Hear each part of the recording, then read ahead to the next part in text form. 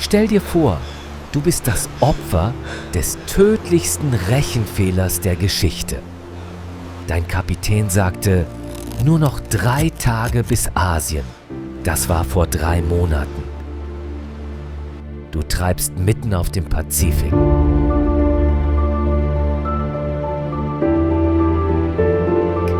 Das Wasser ist voller Leben, Haie kreisen um das Schiff, aber du kannst sie nicht fangen. Warum? Weil du zu schwach bist, um eine Leine zu halten. Weil das Schiff zu schnell segelt, um Netze auszuwerfen. Du bist umgeben von Nahrung, aber du verhungerst. Das ist die grausamste Ironie des Ozeans. Schau auf deinen Teller. Das Sägemehl, das wir essen, war einmal Zwieback. Jetzt ist es nur noch Staub und Madenkot. Und das Lederstück dort, das haben wir vom Mast geschnitten. Magellans Plan war mutig. Aber die Realität ist ein langsamer, qualvoller Selbstmord.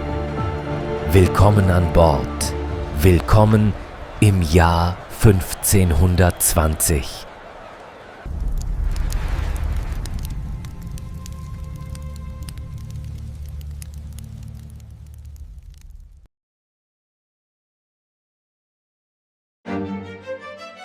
Alles begann mit einem Traum vom großen Geld. September 1519, der Hafen von Sevilla. Du erinnerst dich an den Geruch? Teer, Salz und Gier. Du warst jung, pleite und wolltest reich werden.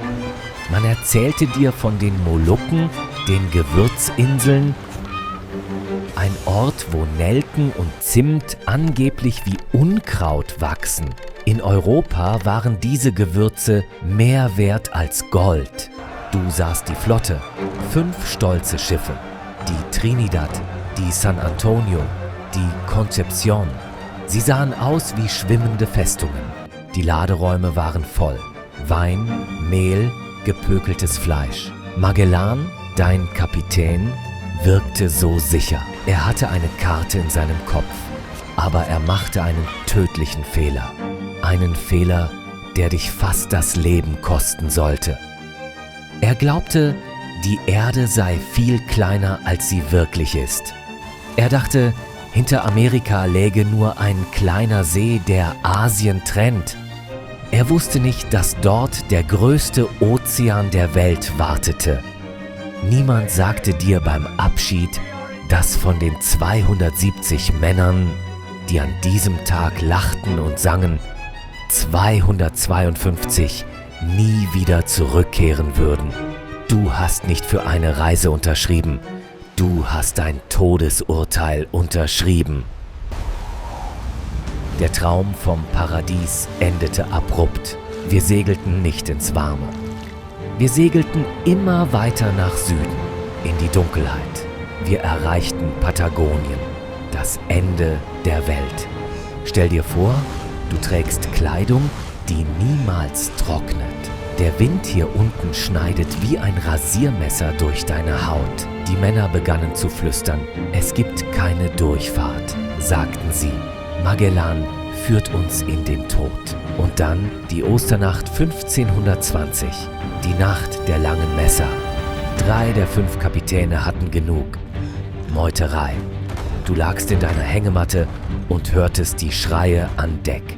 Stahl auf Stahl. Du musstest dich entscheiden. Bist du loyal zu diesem Wahnsinnigen oder willst du nach Hause? Aber Magellan war nicht nur ein Entdecker. Er war ein Soldat. Er schlug den Aufstand brutal nieder. Am nächsten Morgen musstest du zusehen. Ein Kapitän wurde geköpft. Sein Körper wurde gevierteilt und am Strand aufgehängt.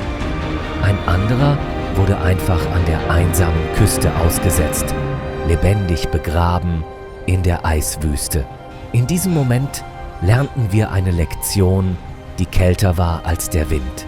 Wir haben mehr Angst vor Magellan als vor dem Ozean.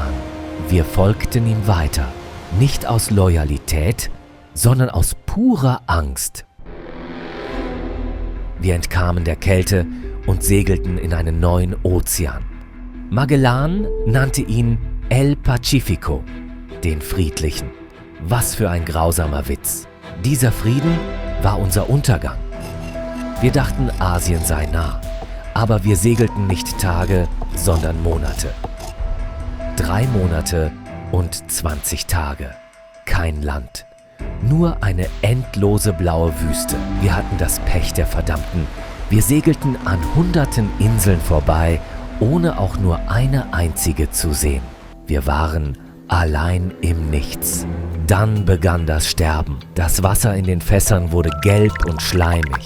Es stank so sehr nach Fäulnis, dass wir uns die Nase zuhalten mussten, um nicht zu kotzen. Der Zwieback war kein Brot mehr. Er war ein graues Pulver, das lebte. Die Maden hatten das Mehl gefressen und wir aßen die Maden. Aber der Hunger treibt dich dazu, Dinge zu tun, die du nicht für möglich hältst. Wir schauten auf die Masten. Dort war Rindsleder, um die Segel zu schützen. Hart wie Holz, gegerbt von Sonne und Regen. Wir rissen es ab. Wir banden es an Seile, ließen es 4 Tage im Meerwasser schleifen, damit es weich wurde. Dann grillten wir es. Es war zäh wie Gummi. Es schmeckte nach Salz und Chemie. Aber es füllte den Magen. Und dann kam das Skorbut. Zuerst schwellen deine Beine an, dann bluten alte Wunden wieder. Aber das Schlimmste passiert in deinem Mund. Dein Zahnfleisch wuchert. Es wächst über deine Zähne wie ein fauliger Schwamm, bis du den Mund nicht mehr schließen kannst. Du verhungerst vor einem Stück Leder, weil du vor Schmerzen nicht kauen kannst. Jeden Morgen das gleiche Geräusch. Platsch. Wieder ein toter Freund, der ins Wasser geworfen wird. Keine Gebete mehr. Wir waren zu schwach für Gott.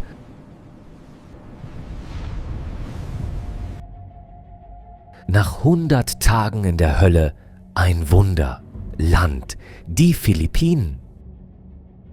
Wir fielen auf den Sand und weinten. Wir tranken frisches Wasser, bis wir Bauchweh hatten. Wir aßen Bananen und Kokosnüsse. Wir dachten, wir wären gerettet. Aber Magellan war verändert. Er hatte den Ozean besiegt. Er dachte jetzt, er sei unbesiegbar. Er glaubte, Gott persönlich würde seine Hand führen. Er wollte einen lokalen Häuptling namens Lapu-Lapu unterwerfen. Er nahm nur 60 Mann mit. Das reicht für diese Wilden, sagte er lachend. Unsere Rüstungen machen uns unverwundbar. Du warst dabei und du sahst, wie falsch er lag. Wir stiegen aus den Booten, aber wir konnten nicht an den Strand fahren. Das Riff war im Weg. Wir mussten hunderte Meter durch hüfttiefes Wasser waten. Unsere schweren spanischen Rüstungen, die uns schützen sollten, wurden zu Fallen. Wir waren langsam, unbeweglich. Am Strand warteten tausende Krieger. Sie hatten keine Angst vor unseren Musketen. Sie waren schnell. Sie hatten Bambusspeere, deren Spitzen im Feuer gehärtet waren. Und sie waren schlau. Sie zielten nicht auf unsere Brustpanzer. Sie zielten auf unsere ungeschützten Beine.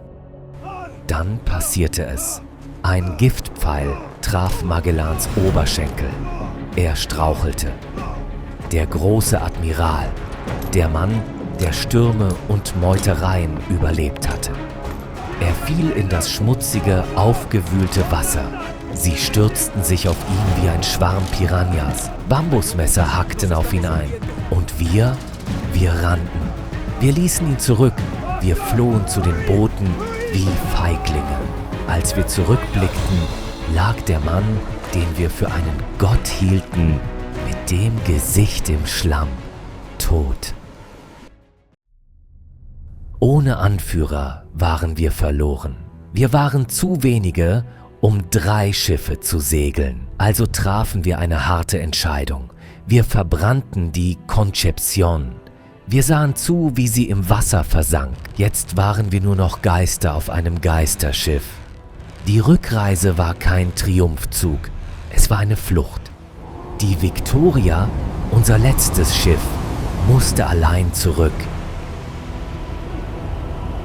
Um Afrika herum, durch feindliche portugiesische Gewässer.